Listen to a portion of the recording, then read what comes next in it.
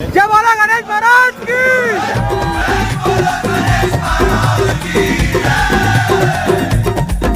అరే పొద్దుగాలలేసి గింత తనం గినం చేసి జర కుర్తా పైజామేసి గింత పొట్టు బోనం పెట్టి మనము దుల్పెడిపోదామా గణేశుని ఎత్తుకొనొద్దామా మనము దుల్పెడిపోదామా గణేశుని ఎత్తుకొనొద్దామా